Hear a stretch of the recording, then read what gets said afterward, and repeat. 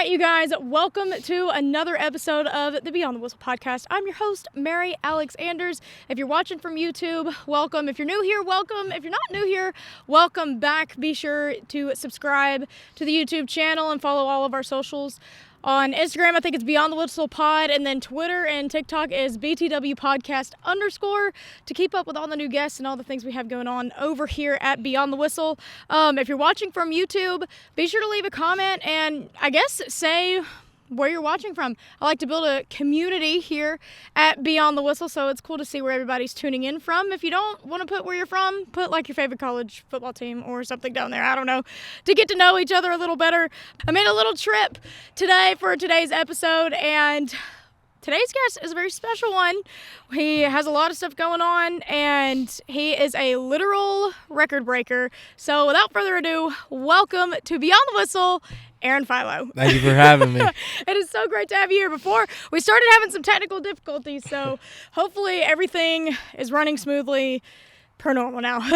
We started recording and the audio just was not doing it. But Aaron's been a trooper. I appreciate you for being patient with me and for being here today. We've been talking for about a year now, so it's great that we're finally ready or able to get here. Mm-hmm. It's been a journey, man. And for those of you who don't know, today is December 17th. This will air sometime in January, but we are 6 days post-state championship where you just got your third ring, and you broke the state all-time career passing record, which is huge. Congratulations. Thank you. How's it feel? Are you still kind of riding that high from the state championship? Yeah, for about a week now, but after that, I mean, it's going to be time to get back to work. So. Yeah. How's life been, I guess, since then? Been busy? Been very busy. My phone's been blowing up like a lot. Yeah, I bet it has been. Other than that, I've been able to relax a little bit, sleep in a little bit, so it's been good. Good. I bet you are excited about sleeping in. Yes. What's the latest you've slept in since the season ended? Probably like 10, which is not like, it's not like. Well, I guess when you're used to being on like a school schedule. Normally wake up at like 6 in the morning every day. Yeah, So. Oh my gosh. I do not miss those days with high school. But before we start talking about, the nitty-gritty stuff, for those of you who don't know who Aaron is, he is committed to Georgia Tech. He's set to sign later this week. By the time this episode airs, you'll already be moved in to Georgia Tech. But for those of you who don't know who he is, he's a quarterback here at Prince Avenue Christian in Athens / Oconee County, and he just broke Trevor Lawrence's all-time passing record, which is huge. I mean, has that even, set in that you're the number one in history, dude? It's not like number one in the state. It's of all time, which is crazy. Has that hit you yet? Honestly, I don't think it has yet. I think later down the road when maybe I'm like 40 years old and, I'll look back and I see my name in the record books, I think that would be pretty cool.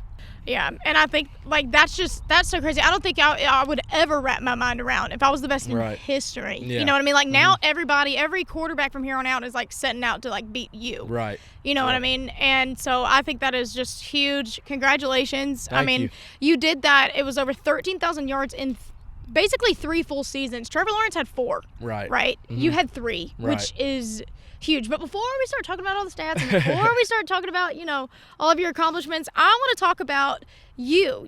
This is Beyond the Whistle. We try to get to know you guys outside of your sport, outside of football.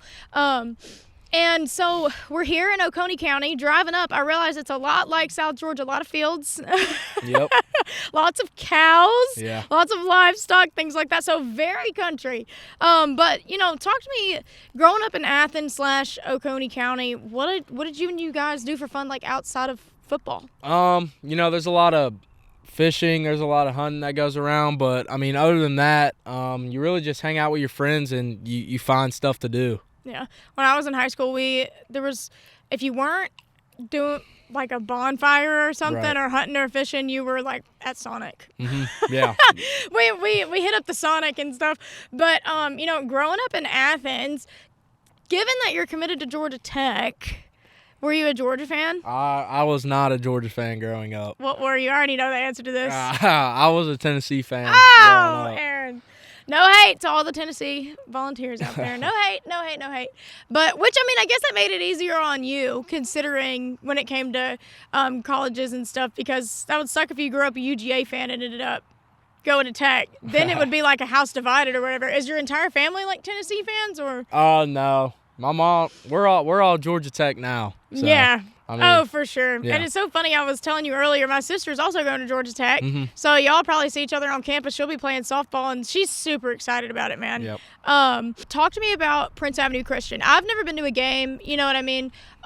So really talk to me about what it's like Friday night lights here. To me, I mean, I've been to other high school games, but I really don't think there's anything like this place. Just the community of this place. Like, everyone's bought into football and all the other sports, and everyone's bought into the school. So, it really just makes, like, a big family feel. Like, you come out to a game on Friday nights, and there's no seats left in the bleachers. So, it's packed, and I love it. Yeah. How many kids are you going to graduate? Well, count out that you're early enrolling. Mm-hmm. How many kids are you going to graduate with, About roughly? 70 or 80. That is so crazy to me because I literally graduated with I think it was over 500 maybe, or right at around 500, Yeah. which is that's just crazy. I couldn't imagine having a class of 70 people. But I guess there's pros and cons to that.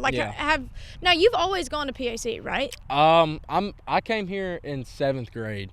So. Oh, okay, that's crazy. I went to Tift County in 7th grade. Really? Mm-hmm. I moved from Kentucky to Tift County in the middle of my 7th grade year, in January of my 7th grade year. Gotcha. Where were you at before here? I was at another private school about 20 minutes from here in Monroe. Okay. Mm-hmm. Did you play more than one sport? I played baseball my freshman year, and I played basketball last year. Oh, really? Yep, I did. Really? I didn't know that you played basketball last year. Yep. Is that the only season that you played basketball? Yeah, in high school. I played Did you just up and decide I'm going to go shoot some hoops today? I loved basketball growing up. Yeah.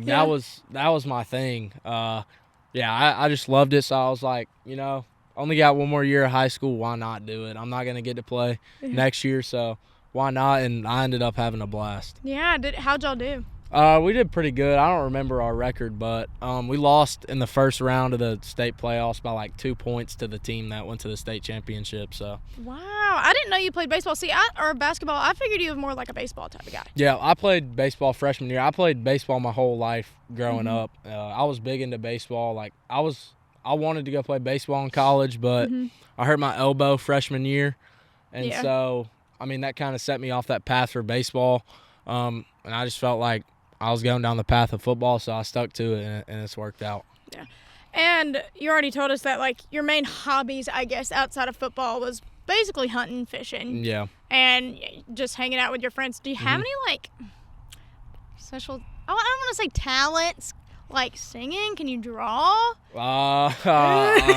Just pretty simple, basic guy? Yeah, I'm pretty simple. I can't sing or draw. I can't play an instrument either. That's okay. We don't really expect you to. It's perfectly fine. Getting, talking around. Wow, I just had a stroke trying to talk. But when we talk about, your background growing up, who really got you into football? So I kind of started playing when I was young, and it wasn't anything that someone really got me into. It was just, I just decided to play football, and I got up till 6th grade, and I wasn't really liking it. I didn't play quarterback starting until 8th grade, so I was playing tight end growing up, and I didn't really like it that much. And then 8th grade came around, and I was like, you know what, I'm gonna go back to football.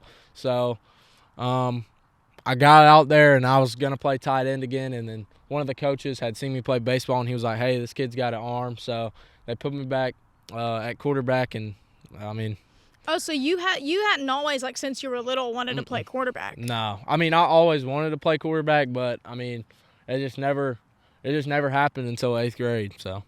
Oh, my gosh. Yeah. Which is not long ago. That's 5 years ago, if that? Mm-hmm. And then literally 5 years later, you broke the all-time passing record. Yes, ma'am. In the state of Georgia, which now that you say that, I had no idea that you just started to play quarterback in 8th grade. I figured that because there's a lot of kids that work to play quarterback since they're yay high. Right. You know what I mean? Yeah. Going to passing academies and all of that stuff. Did you ever go to any of those camps and those passing academies to really get, I guess, in the groove of being the quarterback? I didn't. I kind of just learned on my own, and then come around ninth grade year, I started training with Coach John Rick. He's our offensive coordinator, but he wasn't before, and he trained a bunch of guys in the area. I started working with him, and, he really helped out my mechanics a lot, and, I just can't say enough about him. He's a great guy and great coach. The entire game of football is basically designed around the quarterback, and it's a big responsibility. You have to know everything, every position, every play, everything. So, I guess adjusting to being a quarterback as opposed to you growing up a tight end and other like positions, what was the biggest challenge? I think the thing was you had to know everything that was going on the field, and everything that, you got to know what everyone's route is, and you got to know, what the play is, as opposed like you're a receiver, you only have to know your thing. And so I think that was just the biggest thing. Yeah. And then when did you realize, like, oh, I'm kind of good at this. I'm kind of good at being a quarterback. I think it can go somewhere. I guess it was sophomore year. That was my first year starting, and it ended up being a pretty successful year. So I was like, dang, like I can have a real shot at this. And so I just worked my butt off, and it worked out. Yeah, it did work out. Because some people don't know this, especially if they hadn't, followed you or Prince Avenue. They don't know that your dad is Greg Vandegrift, who is Brock Vandegrift's dad. Brock Vandegrift also played here at PAC. Then he went to Georgia, and then now he's at Kentucky. He just committed to Kentucky to go play over there.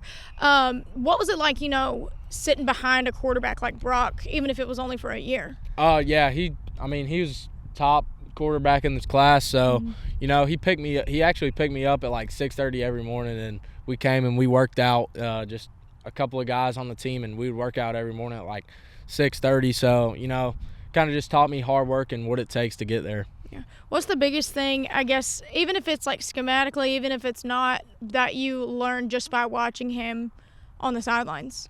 I would say just like being a leader and just the leadership aspect of it. Yeah. And his dad, Greg, seems like an awesome dude. I haven't met him personally, but all I've heard is just wonderful, great things about him. And when you've won as many state championships as he has, you're doing something right. You know what I mean? But talk to me about playing for Coach Vandegrift, what type of coach he is, and how he's kind of helped shape you into who you are. Coach Vandegrift, I can't say enough about him. He's helped shape me into the man that I am today. He instilled like hard work in me, and he does that with everyone else. And he's really just kind of like a father figure to some people on the team. His thing, he wants to win ball games, but he also wants to shape you into a good young man and prepare you for the next aspect of life. Yeah. Which I think a lot of times, and I've mentioned this before on the podcast with other people, but, when you step into the role as a coach, you're not stepping in as the role of a coach. You're stepping in as the role of a dad, or you're stepping in, as someone of a mentor. And that's such a great responsibility to have. You know what I mean? And it's so great that you have a coach like Coach Vandegrift who takes that responsibility seriously.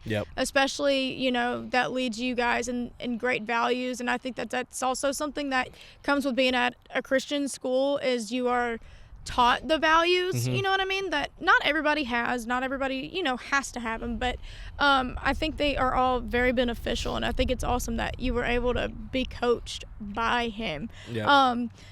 Let's talk about the first time you ever started. Walk me through your first varsity game. Okay. And what happened? All right. So was it good? Was it a good debut? It was very bad. It was very bad. So first varsity start, we had a 4-hour drive down to Savannah, playing a very talented Calvary Day team. Ended up throwing 4 interceptions, and we lost by like 7 points. So it wasn't bad, but then you threw 4 interceptions. Yeah. Then the next game, we come back, and it's our first home game, and I throw for 557 yards. So. Well, I think that's a good way to come back from throwing 4 interceptions. What do you think that was for? Was it just nerves, or were they just actually really, really good? Or? They were really talented. I hadn't seen anything like it before. It was my first start. But I think it was nerves too. Yeah. Do you still kind of get nervous sometime before games, or is it just? Not really. I think it was just, first start nerves. That's crazy that your game went horribly. Your very first career start went horribly, and then literally 3 years later, you're where you are now. Honestly, I'm not mad that it happened because I think that, that kind of shaped me into who I am today as a football player.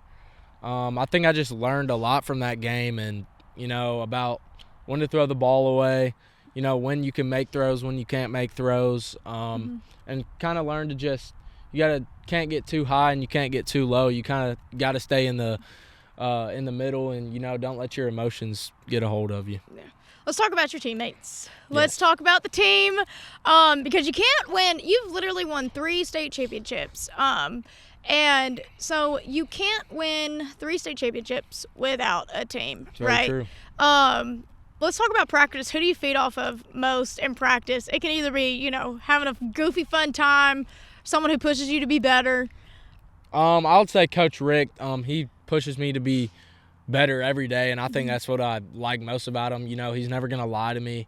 He's always going to be straight up with me, tell me if I'm doing bad or if I'm doing good. So, he really just helps me push myself every day and holds me accountable.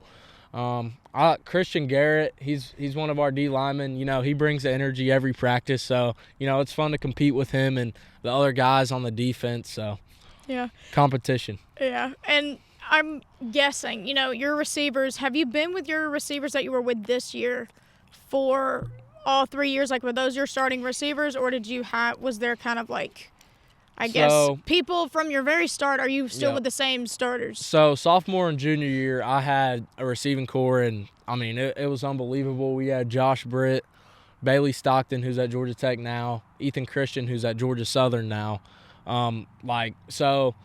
Those 2 years, very talented group of guys. And so, we lost they all graduated. They were all seniors last year, so they graduated. So we were bringing in a whole new receiving core this year besides our tight end, Nick Hurley. And so, we didn't really know how, people were going to fit into the offense and stuff.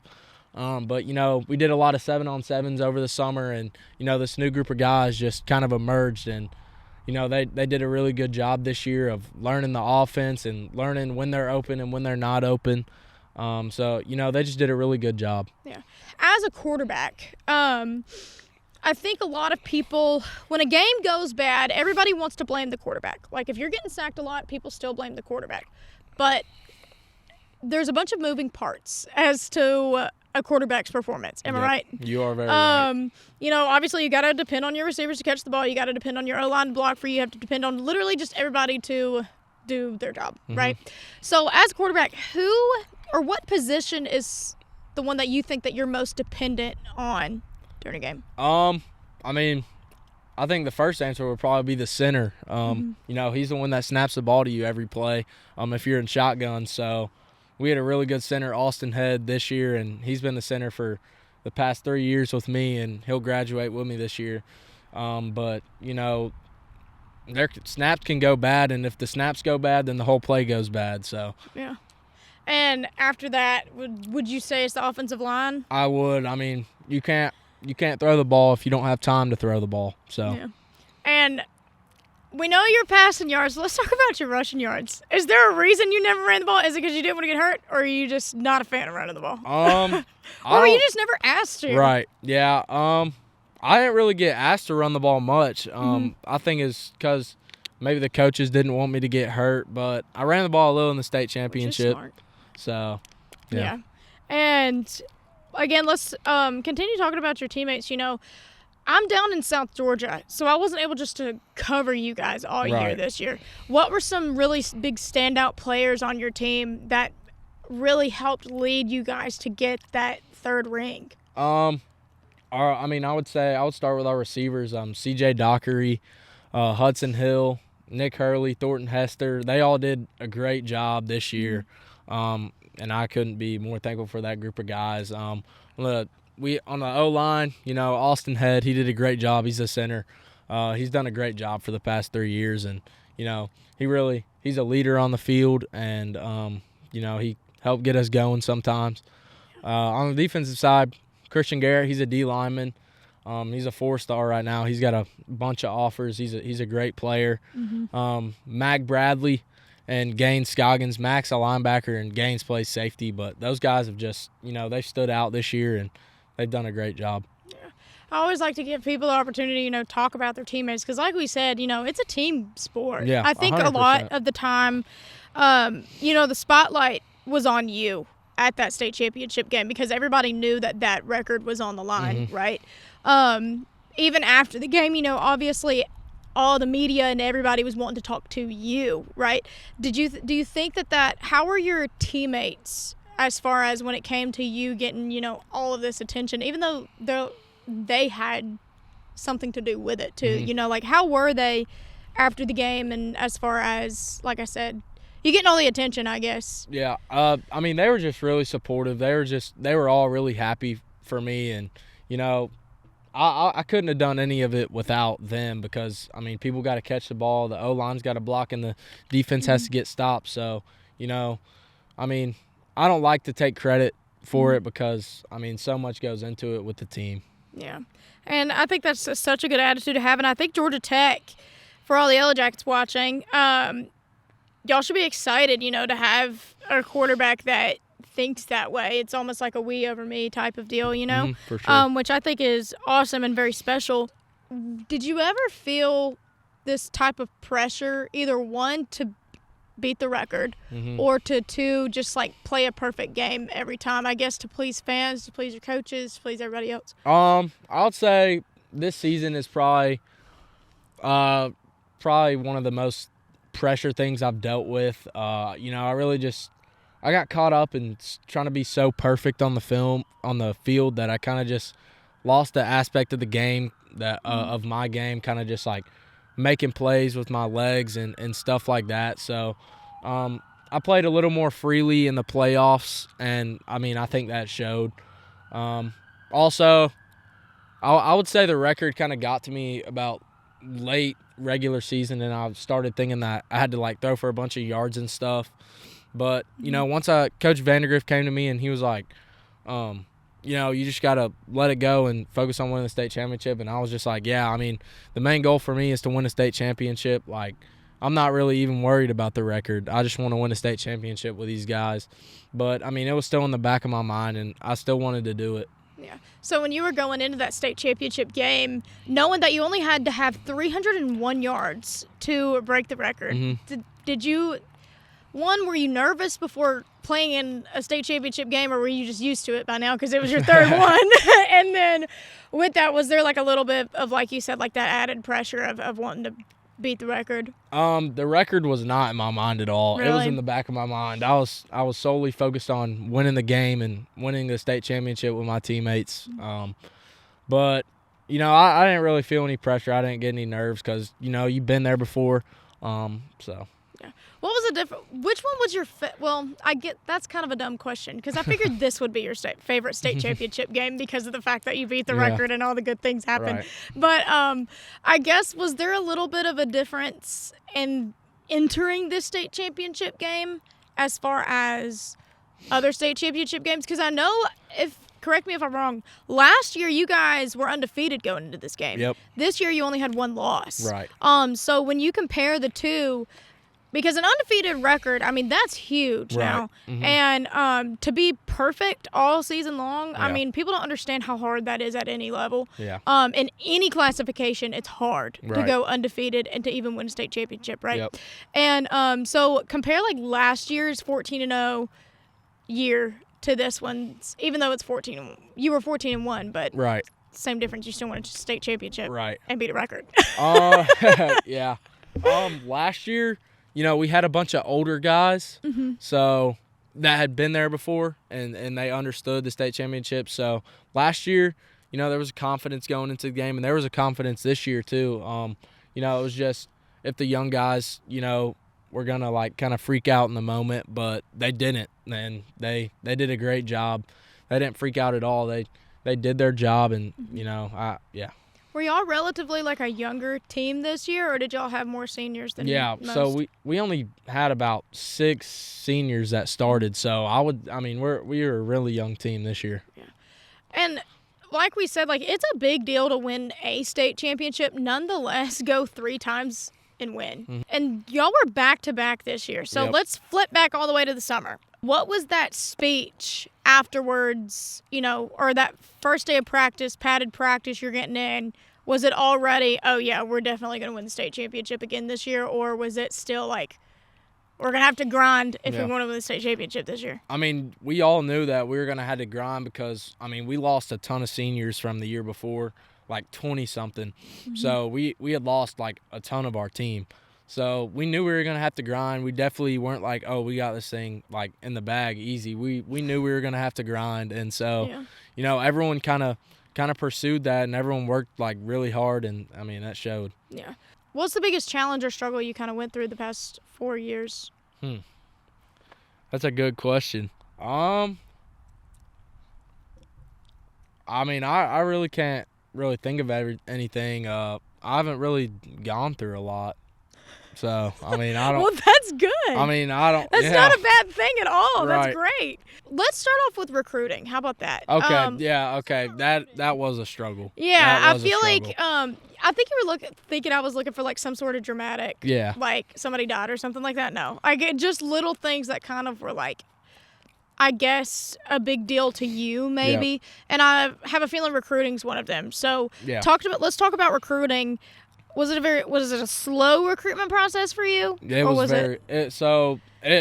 very slow. I saw a bunch of other quarterbacks in my class. They were getting offers and everything, and I was like, where am I at? I feel like I'm getting overlooked and everything. So, but like I struggled through that process just because like I wasn't quite understanding why like that was happening, and it made me kind of feel like maybe I wasn't good enough. But I kind of just pushed through that, and it ended up working out. So when did you get your first, I guess, interest for you to go and visit a school? Who was it? I would say UCF invited me to come visit and come to a camp after they had offered me. So I went and did that, and that was kind of the first visit. But other than that, I would say my first visit didn't come till like last year after the state championship. I went on a visit to Minnesota after they had offered me, and that was like my first kind of like real visit. Like they official? Yeah, like they really wanted me to go there. Yeah. On that visit, what was your first impressions of Minnesota? I'm not gonna lie, it was snowing and it was really cold, and being from Georgia, I'm not really used to that. I could imagine. I'd be like, I can't do this. Yeah. I'm like, I have a blanket on right now, and it's like 55. Yeah, right. I haven't seen snow like that before, and I was like, whoa. And so, but, I did like the campus and everything, and, the one thing that really attracted me to Minnesota was the coaches. Mm-hmm. But,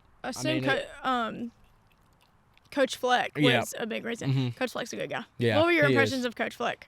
He was awesome. I got a lot of good things to say about him. I like him a lot, but it's a long way away, and so it's literally across the country. I went on my second visit up there after that first visit, and I'd already committed by then, and so on my second visit, I got up there, and I kind of just had this feeling in my stomach like this is not the place. So yeah.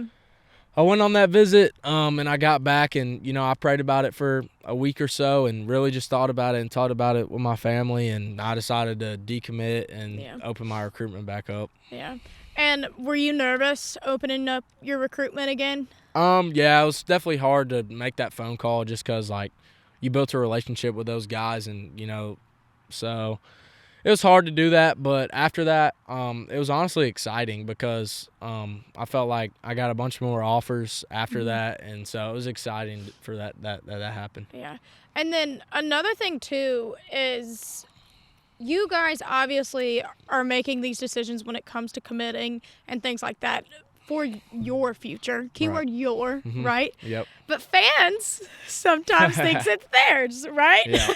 Fans are like, why are you leaving? Why are you leaving? I know Minnesota has a pretty passionate fan base for the most part. I don't know if it's as passionate as, obviously the Georgias of the world, Alabamas of the world, or like the schools we have down in the South. Right. But I do know that when they're good, they're going to pack out the stadium. For sure, yeah. But did you get any negative feedback or anything like on Twitter or I anything did. like that? Yeah, I did like on my Twitter post when I decided to decommit, but I mean, that stuff doesn't really bother me. People Yeah. are gonna say what they want to say. It's like grown people like trying to hate on an 18-year-old kid trying to make a decision for his future. Like, Yep. I mean, It's like, it's just dude, crazy that there's people like that in the world, honestly. But I mean, it is what Yeah. it is. People are gonna do it whether you like it or not. So you got to learn how to just ignore it. Yeah. And two, I mean, you guys are kids, but when it comes to deciding your future, even if it is just committing, I mean, that's a grown-up decision. For sure. You know what I mean? It's almost like me taking a job. You know what I mean? Like moving across the country to take a new job. Like that's a grown-up decision. You know, Yep. like you guys deciding where you want to go. That's one of the first adult decisions you're ever going to make in your life, and it's one of the most important ones. You Yep. know what I mean? And so for all the fans out there, y'all gotta chill out. Y'all gotta chill, man. Chill. We understand the passion. We understand it. But, like, I think because they've never seen or met you guys before, Yeah. it's so easy for them to not feel bad about what they're saying. Yeah. You know what I mean? Because they haven't put, like, so-and-so. You know what I mean? Like, Yeah. I think, like, person interaction or knowing somebody makes it so much easier for you to hate on them. And I For think sure. through social media, we've seen that, especially in sports. Mhm. I've seen it. Yeah. I've gotten the heat end of stuff, right? And I'm like, I'm just a girl. Yeah. But I'm just a girl living in the world. But, and so with that, what really, like you said, you seem like a guy, you just don't care. Yeah. You're just like, you're like me. I do not care what people say. Yeah. I'm like, you can literally say whatever you want in the world to me. I'm not going to care because I know who I am at the end of the day. You know what I mean? I think that's important to have. But when you were making that decision, when you decided to decommit, when did the phone calls start rolling in That from night. other schools? That night, like literally like 10 minutes after I posted it. Really? Like Cincinnati called me, Duke called me, North Carolina called me. Mm-hmm. So I mean, like right after. Yeah. So Which was exciting. it was. I bet. It The was, fact that yeah. you had all these. Now, did anybody offer you. Ooh, I just did that. Now, did anybody offer you, like, right then and there on that phone call? Or was it just talks about, like, hey, would you be interested? So Like, I'm curious on how the you're recruiting right. process works. Middle like that. Tennessee, right after Middle Tennessee State, they offered me right after. Cincinnati called me and was like, they were just gonna like look it over again, and they offered me the next day. And I visited North Carolina and Duke, and they didn't end up offering me, but you know, I got a bunch of other like James Madison, Coastal Carolina, so a couple of those other schools. Yeah. So, when did Georgia Tech roll in? Georgia Tech rolled in before I had committed to Minnesota. So Okay. yep. And so then after that, did they reach back out to you, or did you give them a call? Well, they were still recruiting me while I was still committed to Minnesota. You know, I had a great relationship with those guys still, and so I took a couple other visits, but I visited Georgia Tech again, and I think it was, I don't know how long it was, but like in May, I decided I was gonna commit to Georgia Tech, and I was gonna be done with recruiting, and so yeah. What sealed the deal for you as far as committing? What was the ultimate? It's an hour away from home, Yeah. but As I opposed mean, that's to not up there in the snow. right. That's not like the first thing. The first thing was probably really the coaches. Coach Winky, he was a Heisman Trophy winner, and he played in the NFL, so he knows what it takes to get there. And you know, that's one of my goals in the future is to win a Heisman Trophy and go to the NFL. And so he knows what it takes to get there, and so I know that I'm in good hands, and he's gonna push me to work as hard as I can. And so Coach Faulkner, he was at Georgia before he got to Georgia Tech, and you know, he liked me a lot at Georgia, and so we'd had a relationship for probably about 3 years in, and you know, I just knew him a lot, and I trusted him a lot. And then Coach Key had just got hired, and I didn't heard anything bad about Coach Key. It was all good things, and so I got to meet him, and it was good, and I liked him a lot. So I mean, yeah, and then the education is like top I was tier. about to So say, yeah. The old saying is there's a few places that that you don't turn down a scholarship to. That's Duke and Georgia Tech. Strictly because of the academics. The other ones, if you're willing to serve, is Navy and Army. right, Because you're going to be set for life. Yeah. I mean, Yep. seriously. And Camden, but that's the thing with my sister too, is she loved Georgia Tech. She loved her coaches, and she loved the academic aspects of it, Yep. because you could never play another snap of football in your life, right? Right. But and you have to have something to fall back on. Yep. And Georgia Tech is a degree that you want on your transcript. 100%. 100%. Do you have any idea what you're gonna major in or anything like that? I think I'm a major in business administration. I feel like it's kind of broad. I really Yeah. don't know what I want to do I after majored football. in broadcast communication. Yeah. That's like, you can't get any broader than that. Yeah. So I don't really know what I want to do after football yet, but I kind of just ride the wave and see what happens. There's a lot you can do with business Yeah. administration, especially from Georgia Tech. Right. Yeah. But another thing that my sister talked about, let's freaking talk about the amenities at Georgia Tech. And I'm not talking about the football stuff. I'm talking about the dorms, people. When my sister showed me the pictures of the dorms that she's going to be living in, first off, it's not dorms. It's an apartment. You each get your own room. And I was telling you before when we were setting everything up that I went to Mississippi State, right? And I was put in the oldest dorm on campus. It's not even a dorm anymore because it was literally a safety hazard. Like, anybody that's lived in Rice Hall, I'm right there with you. We all suffered together. But I had like the community showers. It looked like a prison cell. Like I was just living my life, right? Y'all are put up in straight up luxury. Like, It's really do you have nice. any idea? Let's talk about that. Do you have any idea who you're rooming with and stuff yet? I do. I'm rooming with a receiver down in Warner Robins, Isaiah Canyon. A lineman from IMG, his name's Santana. A lineman from Hiram, his name's Jameson. And then a running back from Parkview, his name's Traylon. So Awesome. Are you excited? Have you met those guys like in Yeah. person yet? I've seen them on visits. Like I've seen them like a lot, and I like all of them. So I'm excited about it. Good. And you're moving in here soon. Yep. Like I said, this will air after you've officially moved in. But what are you most excited about getting there? Honestly, I think just like living by myself, I'm excited, but I mean, obviously it's a little nerve-wracking. The But independence part of it. yeah, but I mean, I'm a little excited about that, and honestly, I'm just excited to get to work. Yeah. Are you nervous about living in Atlanta? As far as coming from country Oconee County and then moving to one of the biggest cities? Yeah, I mean, the campus is not really, it's not like in the middle of Atlanta. It's kind of like when you get on campus, you really don't feel like you're in Atlanta except like when you see the backdrop. But, you know, I like it and I'm excited. I think it'll be fun. Yeah. And have you ever, before being recruited by them, have you ever visited Georgia Tech before? Mm-hmm. Really? Oh, not out of like football recruiting, no. So outside of recruiting, you've never been to like a Georgia Tech game or anything? No. Me either. I haven't been to one. My sister went to one, but I haven't been to one. So are you excited about like any, I guess, are there any traditions? I'm familiar with Georgia Tech, but not to the point to where I'm aware of all of their little traditions or whatever. Like, is there anything specific? I'm right with you. You're right with me. You right got a with lot you. to learn. Yep. Georgia Tech people, comment in the comments below things that Aaron needs to know about Georgia Tech. All things Georgia Tech. Put them in there. But what's something that you want Georgia Tech fans to know about you? Like, I guess outside of football, I guess, like as far as the type of player, the type of person that you want to bring to their program. I would say that, you know, I'm a nice person. I'm not gonna like hurt your feelings or anything if you come up to me and ask for like a picture or something. Like I'm open to that. And so, you know, I really like want to influence the younger generation. That's one of the big things for me, just because when I was a younger kid, I always looked up to the older kids. So I really just want to be a role model and show kids like I don't know, just be a good role model. Yeah, to be a good leader and things like that, which is good. I mean, too, at Georgia Tech, I think Georgia Tech, like I said, like Georgia Tech and Duke players, I think are held to a higher standard. It not always has to be athletically. I think just in general, same with Army players, same with Navy players. I think they're just held to a different standard considering the reputations of the university. Right?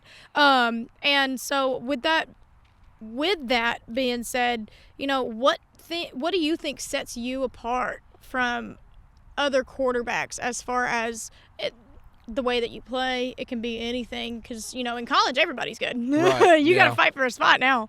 I would say my composure and also just my leadership skills and being able to, like, lead a group of guys and just, you know, composure on the field, not getting too high, too low, just staying right even. You're ahead of Trevor Lawrence. I think is it Deshaun Watson? Deshaun Watson, Jake Fromm, and another one that I'm leaving out. Gunner Stockton. Yeah. Yep, that's right. It's you, Trevor, Deshaun, Gunner, Jake. I'm pretty sure. I think that's Y'all how it goes. don't fact check me on that. I saw it on an article the other day, so I just winged that off the top of my head. But somewhere around there. But I mean, all of those are big names, right? They're all playing, and they all played at prestigious programs, and now majority of them are in the NFL. Gunner's not in the NFL. No, he's still at Georgia right now. Yeah. Actually, I didn't even know that Gunner was even on the list. Like, I didn't even know that. Yeah. But all of those players played in the NFL except Gunner, who's at Georgia. How does it feel to be ahead of all of them? It's definitely crazy. I'm still trying to wrap my mind around it. So. Did any of them ever reach out to you after you broke the record? No, I thought Trevor might, but he I know, ended up man. not. I was wondering on my way down here. I was like, I wonder if Trevor made contact with him. I don't even know if Trevor even knows that his record was broken. Well, he's got a lot going on right now, so I'm not gonna fault him for it. Oh yeah, Trevor. If you ever see this, which I doubt Trevor Lawrence is gonna see this, give Aaron a call. He'd love to talk to you. He'd love to chat it up. But could you imagine? I know. Yeah, that'd be crazy. Trevor Lawrence saw that, which he's not. We're not even going to put that out there that he will. He's more than likely not going to see it unless somebody he knows sends it to him. But, I mean, golly, man, like Deshaun Watson, all of them, those are huge names, dude. To be ahead of all of them, like, I don't even know how you wrap your brain around it, because I don't think I could wrap my brain around it. You know what I mean? I think that's crazy. Let's talk about the state championship game. Obviously, we saw that, I think it was Georgia Public Broadcasting's thing, and you were just like a puddle, man. Like, you were just bawling like a baby, which is completely expected and totally okay to cry. But when you realized, did you know that when you threw that that touchdown that surpassed the record, did you know that was going to be the pass to do it? I literally didn't know. I was celebrating like, holy cow, we're about to win a state championship. And then I come off to the sideline, and they're like, oh, you broke it. And I was like, holy cow. I'm like, everyone's slapping me on the head, and I'm like, holy cow. And then just had a moment to myself, and it hit me, and I was like, because, I mean, all the hard work that you put in, it just comes back to you in that moment, and, like, everything that you've worked for. And so it all kind of just hits you at once. Did it hit you at first, or were you still in shock, or did you just start bawling? I mean, did you just break down? I was kind of in shock. I was still in the middle of a game, so I'm trying to, focus on the game and, like, think about that a little bit. I'm like, I got to get this out of my mind so I can go win the game. Yeah. And so, I mean, it was a lot of things going on at once, but I did my best to just stay focused on the game. Yeah. And that was your third state championship, man. Like, we've said it multiple times, but, like, I don't think people understand, like, it's a blessing just to make it to a state championship. Yeah, it is. Going to a state championship I never experienced it. Right. I never got to go to a state championship and play for one, and my brother never got to go to a state championship and play for one. You are, especially in Georgia, it is so hard. It doesn't matter what classification you're in. It doesn't matter if you're public or private school. There are athletes everywhere. Yep. And it's so hard to not just go to one, but to win 3 times is huge. And, you know, in the past I don't know how many state championships y'all have won in total in the past few years. Well, I guess we could look behind you. There's all the banners up right there. 3. So the one at my freshman year was our first one. State champs 2020, 21, 22, and then now 23. So 4. Yeah, okay, right. Yep. And so what do you think overall has made this program so successful? I would say the leadership by Coach Vandergriff, honestly. You know, he's done a great job with the program, and he's brought it to the top, and it's shown. But, you know, just how he leads this group of guys, and, you know, just how he runs the program, it's great. With that, at the end of every episode, I do a verse of the day. And today's verse is Isaiah 40:31. But those who hope in the Lord will renew their strength. They will soar on wings like eagles. They will run and not grow weary, and they will walk and not faint. That's a great one. Yep. What do you think that verse means to you? Do you need to like read it?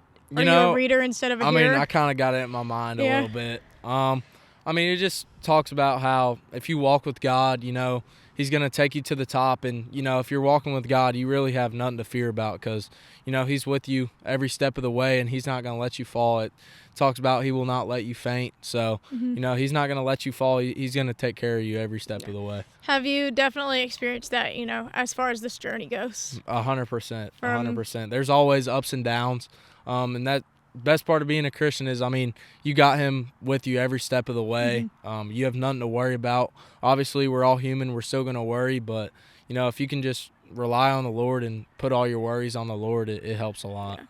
And, you know, kind of just to talk about a little bit of faith in football.